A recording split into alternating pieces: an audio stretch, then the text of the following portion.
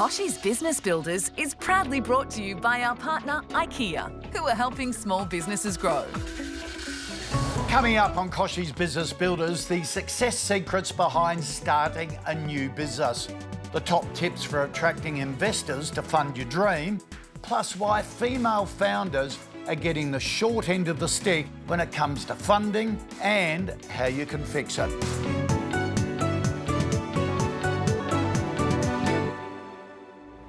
G'day and welcome to another special episode of Kochie's Business Builders, where we'll be taking a deeper look at the issues facing small business owners in 2023. Now, if you're keen to get the lowdown on how you can access capital for your next great business idea, this episode is for you.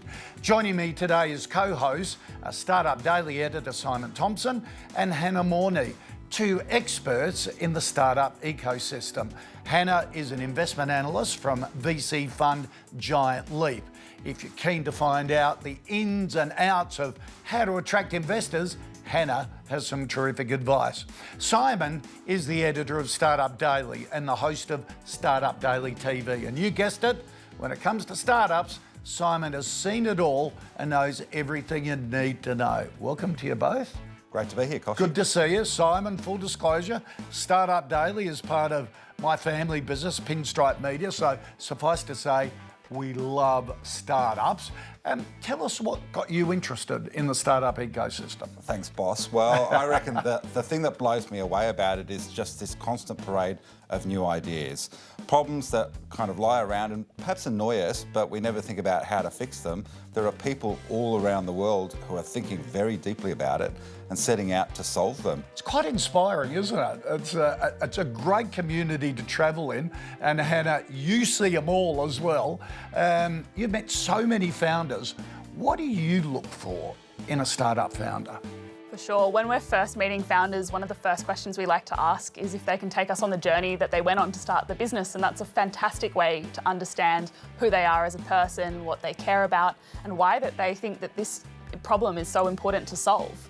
And you really get to the crux of why they're there. How important is you having faith in the founder rather than the idea, or is it equal? Founders are key. I think the people are at the early stages in which we invest as VC investors. They're pretty much the business. The business is them. So you're really counting on, do they have the passion for the problem and the tenacity to succeed in the long run? Yeah, so when you're pitching as a founder, understand it's not just the idea, it's marketing you to investors. For sure, and it is marketing, but it's also, you're starting a really long-term relationship. You have to build trust, so we don't want to hear a pitch that's all fancy. We don't want to hear just the good things. We want to also understand what you're struggling with and what challenges you're facing and whether we have the skills to help you along on that journey. We're going to touch on this later, but there seems to be an imbalance between men and women getting funding for new founders. Why is that? There's a lot of factors at play. It's a really complex issue, and one of them is that there's not enough women or diverse investors making these decisions. They might not be across all of the problems that are out there, and they might be biased towards the types of businesses that they've seen succeed in the past. So I think a key issue is getting enough women and other people at the table making these decisions. We used to call it the old school tie, Kochie. Remember, it was that thing of who you knew, and this is all about networks. I think things are starting to change, and I know there are a bunch of VCs and impact funds like Giant Leap are really committed to that sense of equity and equality in what they're doing. So there are people working to make a change, but we do have such a long way to go. Let's get back to starting your new business and making your dream come true. Hannah, so many people bootstrap it themselves, put their own cash in. Is that wise? It's a really big question, and when you're looking for any type of funding, what you're really trying to balance is the the economics and control over the business. I think bootstrapping is fantastic if you can afford to do it, but not everybody can. And the main benefit of bootstrapping is really that you get to maintain the control and ownership over the business. So you don't have to listen to any pesky investors tell you what you should or should not be doing. But you're also able to keep all the upside to yourself if it goes well.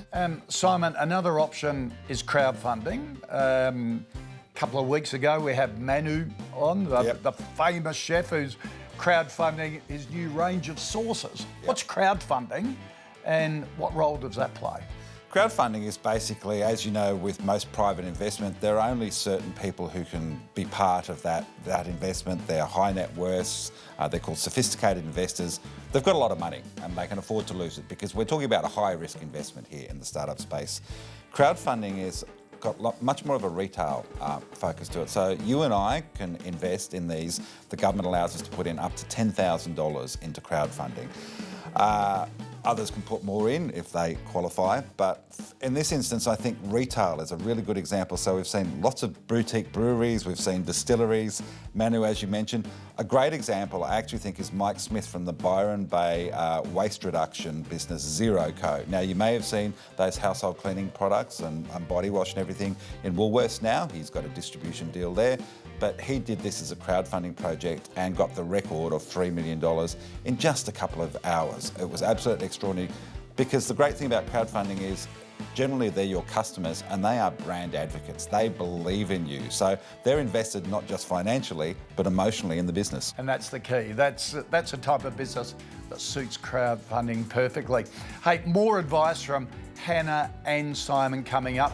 After the break, unlocking opportunities, why women entrepreneurs are getting left behind in the startup funding boom.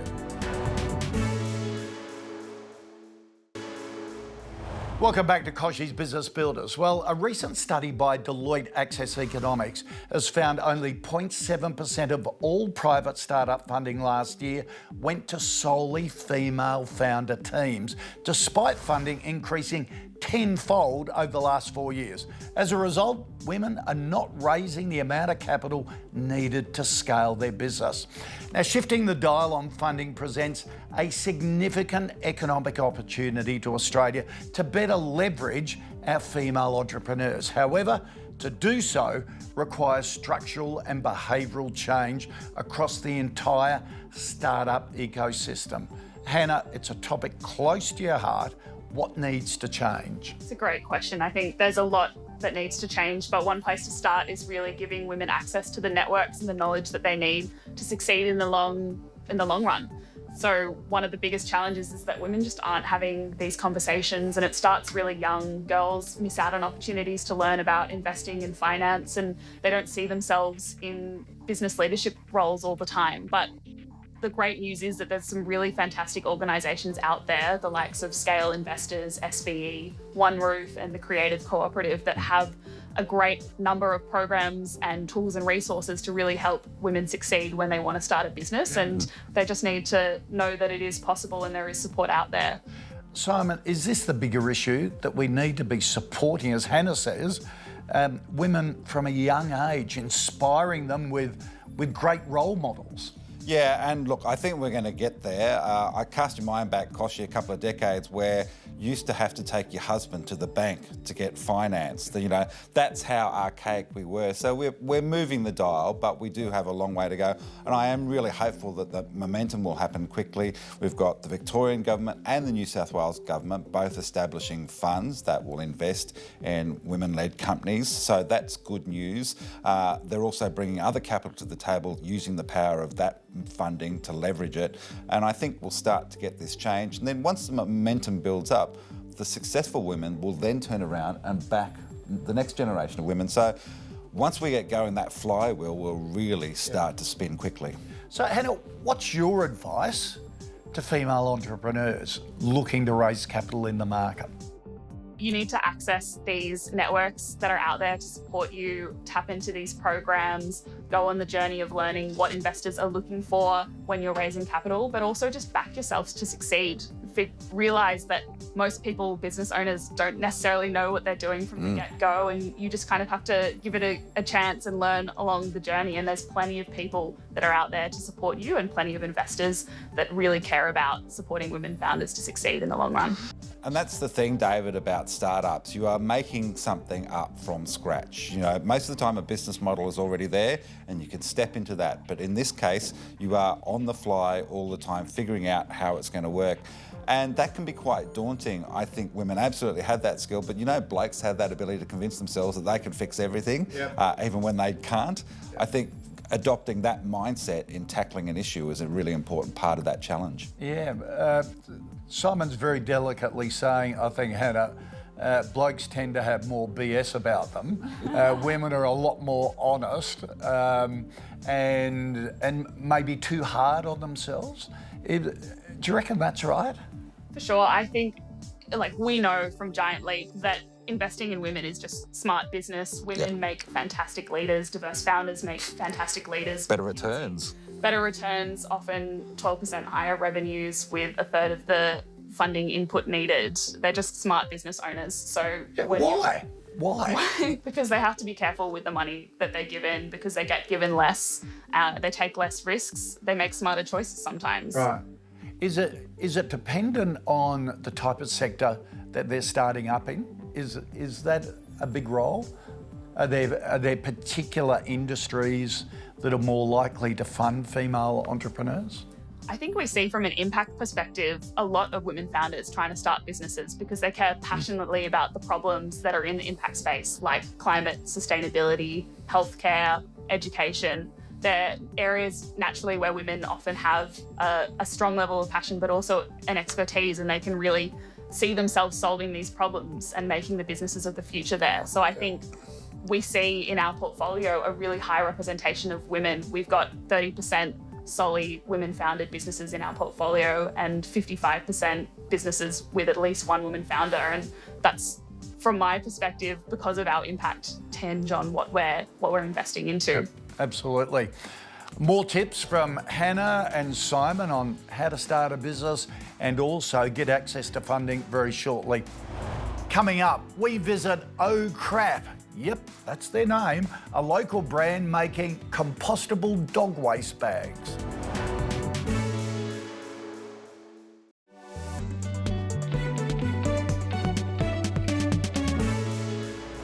Now, do you know Kochie's Business Builders has a website? It's a great place to find all the latest business news, advice and tips to succeed.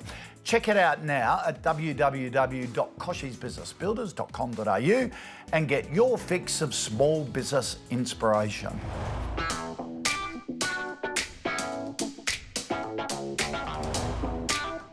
Every day is different, which is why I love it.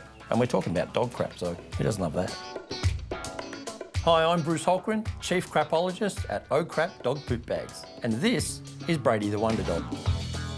We wanted to design the world's best dog poop bag, and we had to make it compostable and we had to make it thick enough so people didn't get that squishy feeling when they picked up the poop. Before Oh Crap, I was a serial entrepreneur, had a few little ventures that I was running, and the light bulb moment was just walking the dog and thinking, there's got to be a better way to do this. And then I went out and did some research, and as soon as I found out that nearly 4% of all landfill was dog crap wrapped in plastic bags, I coined myself a crapologist and started learning more about it, and here we are. So far we've saved over 35 million plastic bags from landfill, and our Oh Crap family of dogs has grown to just over 80,000.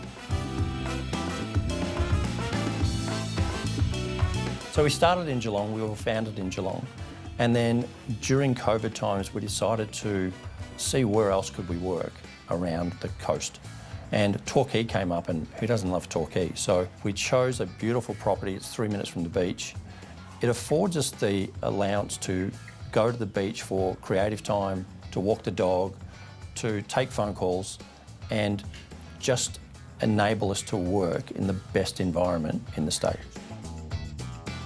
I normally start really early before the sun comes up, and I start at home, and then I get interrupted by the dog because it's time for breakfast and for him to pay attention to me. And then I'll basically pack up and move office, come down to Torquay, And it changes vibe. The technology now has come such a long way that it basically enables you to work from anywhere, get a world-class outcome, and hold world-class conversations. I was introduced to professional headsets about 6 or 7 years ago, and I was like most people. I had my earbuds that I, walked the dog and listened to music on and thinking I could use this professionally. And then a friend of mine introduced me to Jabra and said, you need to do this, it's purpose-built. And the day I changed, it was like, sound quality, my head didn't ache, they're designed for purpose. I was getting some feedback from people saying the sound quality coming out of their speakers was completely different and better. And me hearing in all different scenarios, walking the dog, on Zooms, on calls, just makes all the difference. And I now wear them all day, every day. Noise cancelling microphone, noise cancelling headphone, comfortable, it just ticks all the boxes. So the beauty of professional headsets is it's seamless. So I can take a phone call, I can be on a Zoom on my computer, and then I'll be in the car on a Microsoft Teams, and the headset just stays there, and it just switches between them. It's brilliant. Got some really good things coming up down the pipeline, expanding our range a little bit into the dog space, and we're also moving into the cat space. You can find our products on ocrap.com.au, major retailers around the country, and right through the RSPCA network through Australia. After the break, Hannah and Simon will be back with more advice on pitching your business to investors.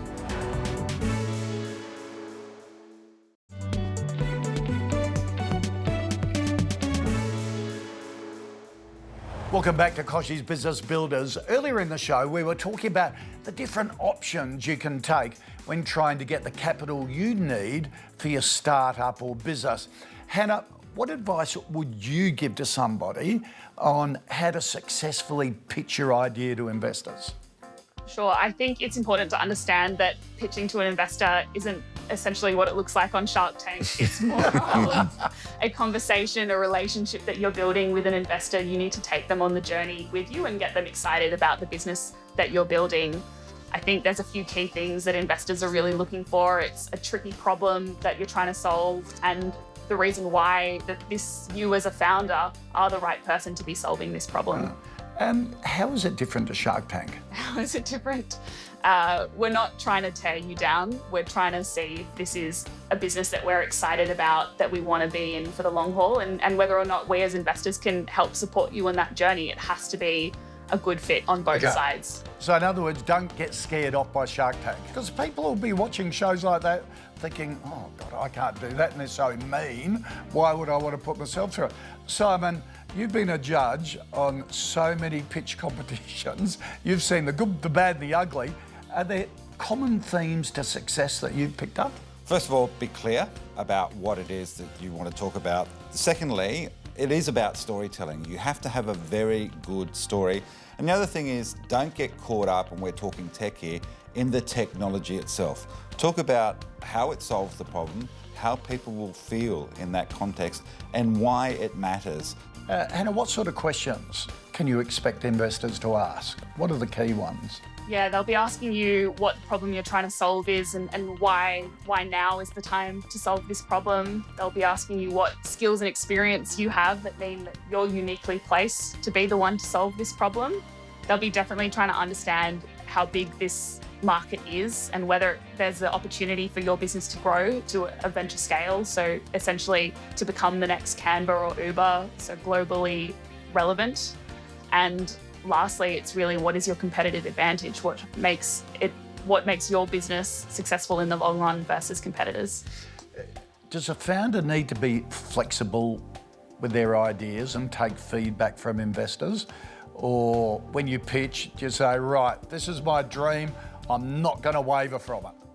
There's a bit of give and take. I think no investor's going to work with somebody that is not going to listen to what they have to say. But I think the best founders have a lot of advisors and a lot of feedback, and they cherry pick it for what they think is right for their business. Because ultimately, we're backing founders to run their business. We're not trying to run it for you. And you're also taking on a series of professional investors who have a great deal of experience and understanding. They have a big umbrella view of what's going on in any given space. They might not be experienced around what you're doing, but by the same token, the fundamentals of business don't change too dramatically, whatever sector you're in, and what they bring to the table can be really valuable. Hannah, it is a big wide world out there. I suppose it's a big positive. There's plenty of options for funding. Where do you start? Where's your first step to getting access and finding out more? For sure, you need to start by doing your research, and there's a lot of information out there, particularly by organisations that have been set up to support founders on their journey. So a great example is Startup Vic in Victoria, which supports a lot of Victorian founders. There's co-working spaces where startups tend to hang out, like the Commons or Fishburners, where you'll meet a lot of other founders, learn about their journeys. There's a lot of events that are hosted, and that's a great place to get resources and information in order to know what type of funding is right for your business. And of course, Simon, the Bible of the startup community. Startupdaily.net, David. Exactly right. And Startup Daily TV. Guys, some great advice, really inspiring, and it's up to you guys. If you've got a dream, you've got an idea, you've got the advice from Hannah and Simon. We really appreciate it. Thanks for joining us. Thanks, Kochie. Thanks for having me. And remember, if you are looking for small business tips or the latest news and expert advice, then you can find them 24/7 at kochiesbusinessbuilders.com.au or follow Kochie's Biz on Facebook, LinkedIn, Insta and Twitter. And you can do the same with Startup Daily. See you next time. Next week on Kochie's Business Builders, simple tips for surviving the cash flow crunch. Cost-cutting measures that will save you big bucks, plus an expert's advice on making budgeting a breeze.